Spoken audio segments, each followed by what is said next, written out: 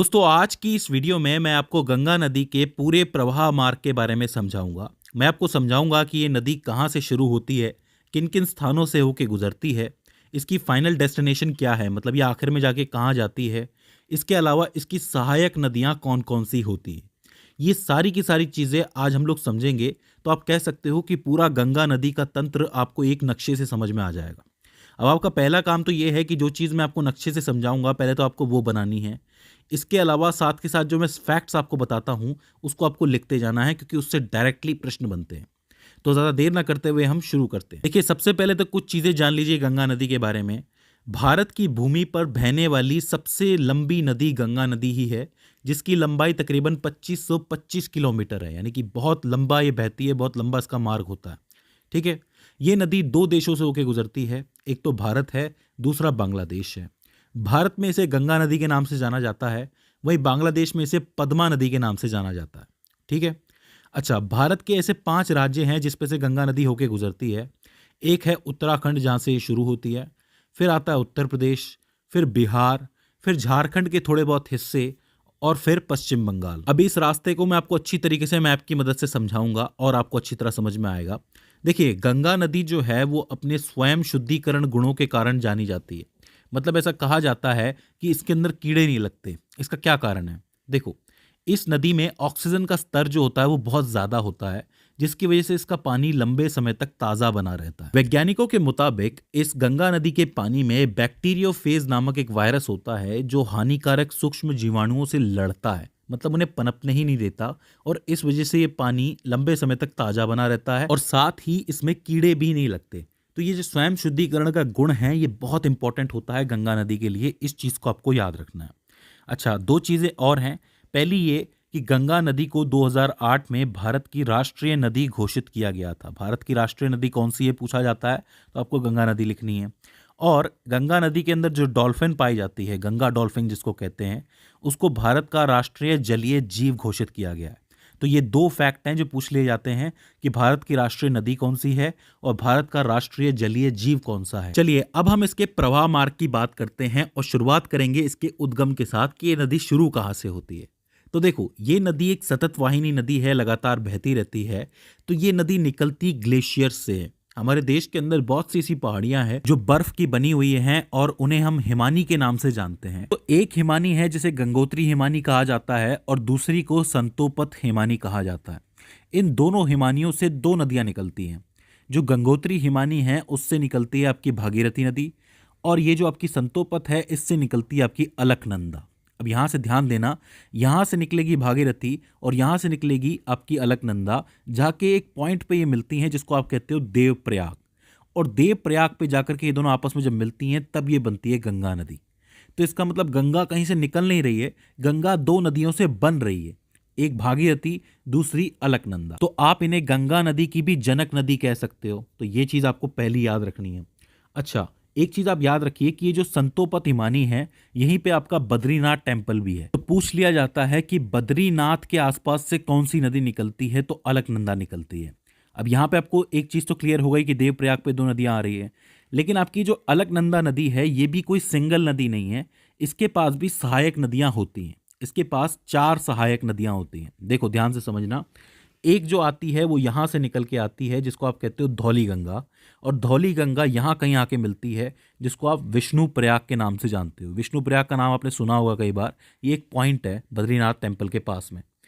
इसके बाद आप थोड़ा नीचे आओगे तो एक नदी और आती है जिसको नंदाकिनी के नाम से जाना जाता है, नंदाकिनी, जो यहाँ आकर के मिलती है नंद प्रयाग के ऊपर। ठीक है। और फिर नीचे एक नदी और आती है जिसको पिंडार नदी के नाम से जाना जाता है, जो यहाँ कहीं आकर के मिलती है, और इस जगह को आप लोग कहते हो कर्ण प्रयाग। तो 3 प्रयाग हो जाते हैं, विष्णु प्रयाग, नंद प्रयाग, कर्ण प्रयाग। ठीक है। यहीं बीच में जहाँ पे कहीं पे केदारनाथ टेम्पल है, यहाँ पे भी एक हिमानी है जहाँ से एक नदी बह के आती है जिसको आप कहते हो मंदाकिनी नदी, और वो यहाँ कहीं आके मिलती है। इस जगह को आप कहते हो रुद्रप्रयाग। तो 4 प्रयाग हो गए। एक हो जाता है आपका विष्णु प्रयाग, दूसरा नंद प्रयाग, तीसरा कर्ण प्रयाग, और चौथा रुद्रप्रयाग, और आखिर में आके 5वां आता है आपका देवप्रयाग। तो आप कहो कि अलकनंदा नदी की कितनी सहायक नदियां हो गई? 4 नदियां हो गई। कौन कौन सी? एक होती है धौली गंगा, एक नंदाकिनी, एक पिंडार नदी, और एक मंदाकिनी। तो उद्गम स्थल आपको समझ में आया कि गंगा नदी के बनने में किन किन का हाथ होता है। ठीक है, अब हम आगे चल सकते हैं। आइए आगे बढ़ते हैं। अब देखो, यहां से मैं देवप्रयाग से शुरू कर रहा हूं डायरेक्टली कहानी, क्योंकि देवप्रयाग से पहले तो अलकनंदा भागीरथी हो जाती है। तो देवप्रयाग से गंगा बहना शुरू करती है और हम राज्यों के हिसाब से एक लंबी सी रेखा बना सकते हैं। देखो, सबसे पहले तो ये उत्तराखंड के अंदर है, तो देवप्रयाग के बाद आता है आपका हरिद्वार। हरिद्वार के बाद आपका उत्तराखंड खत्म हो जाता है और उत्तर प्रदेश की शुरुआत हो जाती है। उत्तर प्रदेश में सबसे पहले आता है आपका कन्नौज, इसके बाद प्रयागराज, फिर गाजीपुर। यहाँ पे आपका उत्तर प्रदेश खत्म हो जाता है। उत्तर प्रदेश के बाद बिहार शुरू होता है। बिहार में सबसे पहले आता है आपका छपरा, फिर आता है आपका पटना, फिर आता है आपका सोनपुर, फिर आता है आपका कुर्सेला। यहाँ आपका बिहार खत्म और पश्चिम बंगाल शुरू, और पश्चिम बंगाल में ये आ जाता है आपका फरक्का बेरास। और इसके बाद एक लाइन कटती है हुगली की तरफ, मतलब एक बार नदी जाती है हुगली की तरफ और एक नदी जाती है आपकी बांग्लादेश की तरफ। ठीक है, तो ये सीधा सीधा मैप हो जाता है आपका। यहाँ पे हरिद्वार तक आपका उत्तराखंड चल रहा है, इसके बाद कन्नौज हो गया, प्रयागराज हो गया, गाजीपुर हो गया, ये उत्तर प्रदेश है। इसके बाद छपरा, पटना, सोनपुर, कुर्सेला, ये आपका बिहार। आखिर में फरक्का बैराज और हुगली आपका पश्चिम बंगाल हो जाता है। यहाँ तक कोई दिक्कत नहीं होनी चाहिए। देखिए, पूरा रास्ता है गंगा नदी का। अब इसके बीच में इससे कौन कौन सी नदियाँ मिलती हैं वो मैं आपको बताऊंगा एक एक करके, ज़्यादा टेंशन नहीं लेनी है। शुरुआत करते हैं हरिद्वार से। देखो, हरिद्वार पे कोई नदी तो इससे नहीं मिलती है, गंगा सीधे सीधे बहती हुई चलती है, लेकिन हरिद्वार थोड़ा सा मैदानी एरिया हो जाता है। इससे पहले का जो एरिया है वो सारा का सारा पहाड़ी एरिया है। अगर आप गौर से देखेंगे, ये बद्रीनाथ हो गया, केदारनाथ हो गया, ये सारे के सारे पहाड़ी एरियाज हैं। पहाड़ी एरिया के बाद सबसे पहला जो मैदानी एरिया होता है वो हरिद्वार ही होता है। हरिद्वार से जब ये आगे बढ़ती है तो ये कन्नौज पहुंचती है, और कन्नौज में इससे पहली नदी मिलती है जिसको आप राम गंगा के नाम से जानते हो। राम गंगा नदी गंगा की पहली सहायक नदी है। तो पूछा जाता है कि गंगा की पहली सहायक नदी कौन सी है और वो कहाँ जाके मिलती है, तो आप लिखेंगे राम गंगा नदी है और कन्नौज में जाकर के मिलती है। एक एक चीज लिखते हुए चलना, बहुत मजेदार है ये। ठीक है, इसके बाद जब ये आगे बढ़ती है नदी तो ये पहुंचती है प्रयागराज। अब प्रयागराज तो आपको पता है संगम के नाम से फेमस है। यहाँ पे 3 नदियों का संगम होता है, गंगा, जमुना, सरस्वती। लेकिन सरस्वती अब दिखाई नहीं देती है क्योंकि वो उसका सिर्फ रास्ता बचा है, तो यहाँ पे सिर्फ गंगा और जमुना पे हम लोग ध्यान दे सकते हैं। प्रयागराज में यमुना आती है जो कि सीधा यमुनोत्री से निकलती हुई आती है। यमुनोत्री से ये चलेगी चलेगी और सीधा प्रयागराज में आके मिलेगी। तो आप कह सकते हो कि यमुना नदी जो है वो गंगा नदी की सबसे लंबी सहायक नदी है, क्योंकि ये बहुत लंबा रास्ता तय करके आती है। अच्छा, ये जो यमुना नदी है इसकी भी 3 सहायक नदियां हैं, मतलब इसमें भी 3 नदियां आकर के जुड़ती हैं। एक है चंबल नदी जो कि एमपी की बहुत फेमस नदी है, इसके बारे में आपने सुना होगा। एक है बेतवा जो कि विंध्या पर्वत से निकलती है, जो भी एमपी के अंदर है, विंध्याचल पर्वत। और एक है आपकी केन नदी जो कि कैमूर पहाड़ियों से निकलती है, ये भी एमपी के अंदर है।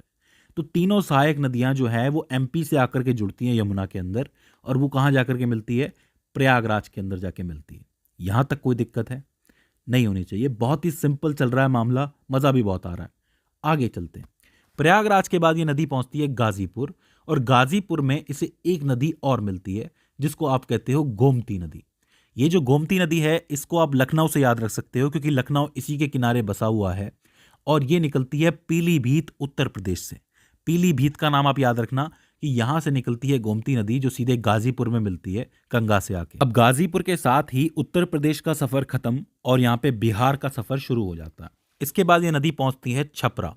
अब छपरा पे इससे एक नदी मिलती है जो कि सीधे आती है आपकी नेपाल से। अब यहाँ इस चीज को ध्यान से समझना, नेपाल में 2 नदियां हैं, एक है आपकी काली नदी और एक है कर्णाली नदी। ये दोनों आकर के सेम मिलती हैं एक जगह पे। जब ये भारत पहुंचती हैं तो काली का नाम पड़ जाता है शारदा और कर्णाली का नाम पड़ जाता है घाघरा। फिर से समझ लो, 2 नदियां हैं जो नेपाल से निकल रही हैं, एक है काली एक है कर्णाली। दोनों आके एक पॉइंट में मिलती हैं, और भारत आते ही काली को शारदा के नाम से जाना जाता है और कर्णाली को घाघरा के नाम से जाना जाता है। ये दोनों जब मिल जाती हैं नदियां, तब इसको ओवरऑल घाघरा के नाम से जाना जाता है। ये घाघरा नदी आते आते सीधा छपरा पहुंचती है और छपरा में मिलती है गंगा नदी से आके। यहां तक कोई दिक्कत है नहीं होनी चाहिए, बहुत ही सिंपल है। इसके बाद ये नदी पहुंचती है, मतलब गंगा नदी पहुंचती है पटना में। अब पटना में एक नदी आ रही है इस तरफ से, थोड़ा दक्षिणी भाग से आ रही है, जिसको आप सोन नदी कहते हो, जो सीधे कहां से निकलती है, अमरकंटक की पहाड़ियों से निकलती है, जो कि मध्य प्रदेश और छत्तीसगढ़ की सीमा पर स्थित है। वहां से ये नदी चलती है सोन नदी और पटना में आके गंगा से मिल जाती है। अब देखो, सारी नदी अब तक ऊपर से आ रही थी, इस तरफ से आ रही थी, ये एक स्पेशल नदी है जो यहीं से निकल रही है और यहीं पे आकर के मिल रही है। तो इसको आपको ध्यान में रखना है, ये बहुत इंपॉर्टेंट बनता है। ठीक है, पटना के बाद ये नदी आगे बढ़ती है गंगा और पहुंचती है सोनपुर। लेकिन सोनपुर में एक नदी और आती है जो सीधे नेपाल से चलती हुई आ रही है, जिसको आप कहते हो गंडक नदी। अब इसे गंडकी नदी भी कहा जाता है। मैं आपको बता दूं कि ये नेपाल की प्रमुख नदियों में से एक है जो आकर के मिलती है आपके सोनपुर के अंदर। सोनपुर से ये चलती है कुर्सेला की तरफ, और कुर्सेला में एक और नदी आती है जो कि नेपाल से निकल रही होती है, जिसको आप कहते हो कोसी नदी। अब कोसी का नाम तो आपने बहुत बार सुना होगा, ये बात मैं जानता हूँ। कोसी नदी कहाँ आके मिलती है? कुर्सेला पे निकलती है। लेकिन कोसी नदी इसलिए बदनाम है क्योंकि ये अपना रास्ता बार बार चेंज करती है और इसकी वजह से बार बार बाढ़ भी आ सकती है। ठीक है, आपने सुना होगा कि एक बार फिर से कोसी की वजह से बिहार डूब गया। तो इस नदी का जो रास्ता है वो थोड़ा सा कंफ्यूजिंग है, लेकिन ये कुर्सेला में आकर के मिल ही जाती है गंगा से आके। अब यहाँ पे कुर्सेला आ गया तो इसका मतलब क्या हुआ? यहाँ पे आपका बिहार खत्म हो जाता है।